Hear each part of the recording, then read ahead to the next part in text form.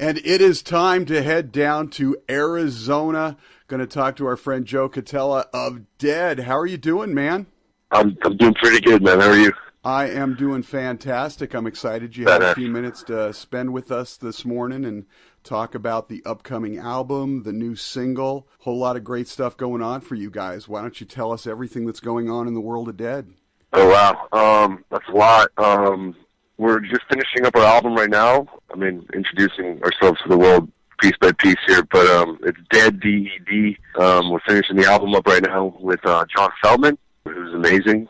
Done a lot of great albums. We're gearing up. We just announced we're doing Rock on the Range in May. We're going to be doing a couple other of those festivals, and we're just locking in some more touring to go out and play the album when it's out. And we've just been kind of doing some exclusives with FMFY and getting the single out there and giving everybody the first taste of DED. Absolutely. That's a big deal, getting on like Rock on the Range and some of the other festival, Carolina Rebellion, I think. You got a lot. Yes. I mean, that's awesome stuff for a band that, you know, outside of the southwestern area there, not a lot of people have really heard of yet. Right. Absolutely. Yeah, we're pretty fairly new, man. We kind of did things backwards almost. We just did everything. We didn't release anything. We did it all like behind the scenes, and we released it to friends and industry people. And we played, small shows, or not small shows, but we did a small amount of shows, and we just did everything kind of backwards.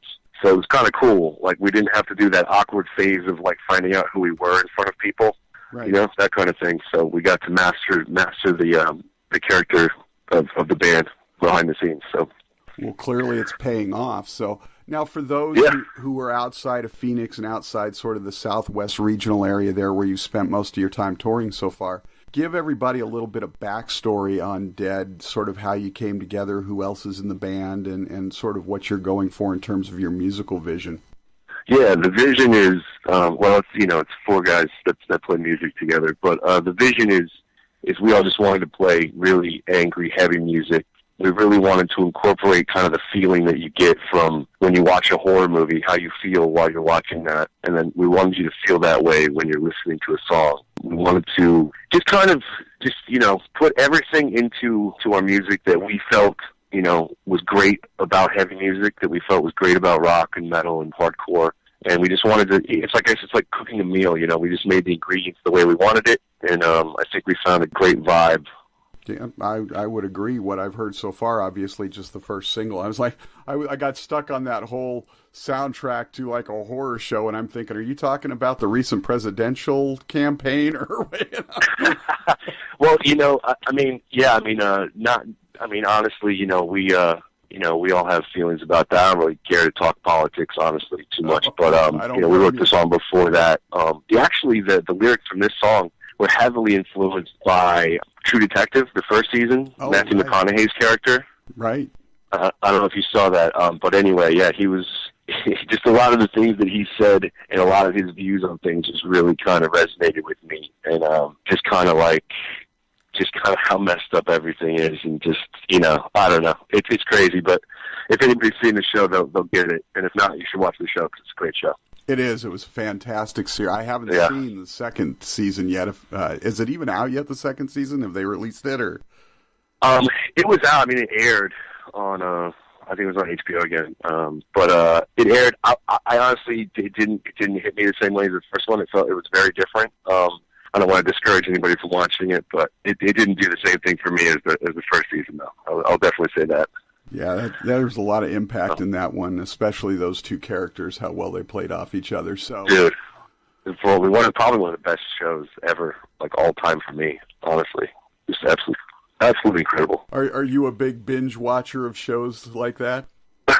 Yeah, I guess you'd say that. I mean, definitely like Game of Thrones, and I'm trying to think now that I'm on the spot. I'm trying to think of what else. Walking Dead for sure. All that kind of stuff for sure.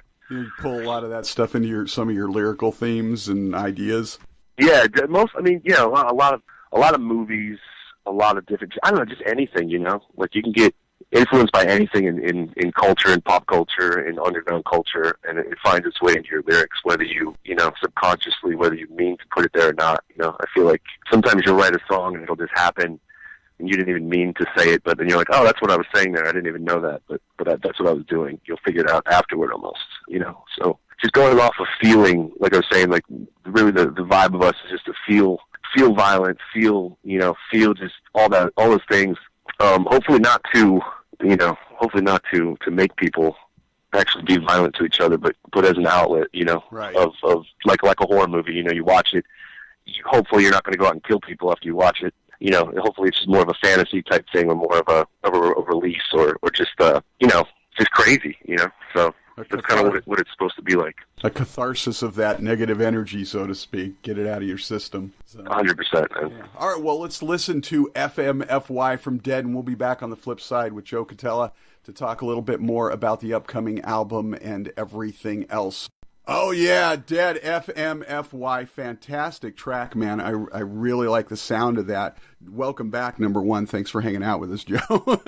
Thank you, man. Thank you for having me. I'm stoked to have that played right now, bro. Absolutely. So give us some idea, because the full album is coming out, I think, this spring. May 19th was the date that I got. I don't know if that's tentative or actual, but give us some idea of that particular track, if that's sort of indicative of what the rest of the album is going to sound like, or just one element of it. I think there's a lot of mixtures on that one's definitely more in the I guess the hardcore side of things. It's more in the hardcore metalcore style of things. We have definitely some hip hop vibes in there, some alternative style stuff, some really groovy stuff, some punk influence stuff, but all melded together. So it's like none of it's singled out. It's all like one big combination of things. So I mean, yeah, you get a nice mix of things. It's definitely got. It's hard to talk about your own stuff, you just want people to hear it. Right. But I think it's awesome, man. I can't wait for people to hear it. So. And have you guys set? Is it just going to be self-titled, or have you picked an album title yet? We're still working on that. I think we have a couple ideas that we're throwing around for the title of the album, but we haven't put that down like positive yet. But we're throwing a couple of things around, and I know we got to solidify that pretty soon. So we were talking a little bit while the song was playing about albums of the year. For me, I'm more of a, traditional guy, progressive power metal guy. Avantasia, Avatar, Testament, their new albums are all huge for me this year. What are some of the albums that are really, really hitting home for you this year? Yeah, I think you mean Avatar. Yeah, like they're cool too, for sure, and Testament for sure. But for me, yeah, like some of my favorite albums of the year, definitely Gojira, definitely Angel Dust, Cane Hill, After the Burial, a lot of those style of bands. And I had, I geek out and I make my movie list and my metal playlist and stuff like that for sure. So Culture Abuse too. It's just really cool. There's a lot of cool stuff out there. So. Absolutely. And and the great thing about music these days, even if you're a metalhead, there's so many other genres that you can throw in there that, you were mentioning some hip hop stuff and like that, and hardcore, and it all sort of bleeds over into what you do. Absolutely. 100%, man. Because there's good music. That's our main thing is we don't like we just like good music. I don't care what genre it is. I don't care anything. It's good. It resonates with me. I like it. And that's it, Yeah, that's a big difference for me because we're like a generation or so apart. I grew up in the 70s and everything. You used to ask people in the 70s and 80s, what do you listen to? And it was always like country or hard rock or metal. There was no, nowadays you ask anybody, it's like, I listen to everything. And it's pretty much true because it all crosses over. It's all everywhere, which is really cool. It's great to hear. So listen, brother, I know you're not feeling too terribly well, but I want to thank you for hanging out with us for a little bit. We'll have to have you back on when the album gets closer. We got a little bit more music. Before we do get out of here, though, tell everybody where they're going to be able to find the music, where they can find you on social media, and anything else they need to know on the way out the door. Definitely. Dead Official on Facebook. We are Dead on Twitter. Dead Official on Instagram. Just follow us on those. We're going to be, having a lot of cool news coming up. Show announcements, like you said, Carolina Rebellion. I think it's Rocklahoma as well. Like some other stuff. We're getting some tours going, releasing songs, doing all kinds of stuff. We're going into like full overdrive in the next month or two. So keep an eye out. Be a part of it.